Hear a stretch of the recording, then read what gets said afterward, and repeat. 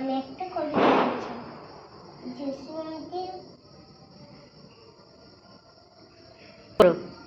নমস্কার। রাখাল ছেলে রাখাল ছেলে বাড়ির ফিরে চাও পাকা গায়ের পথ টিপে কোথায় চলে যা ওই যে দূরের মাঠের পাড়ে সবুজ ঘেরা গাছ কলার পাতায় দোলাই সামা শিশির ধোয়াই পা সেটাই আছে ছোট্ট কুটি সোনার পাতায় ছাওয়া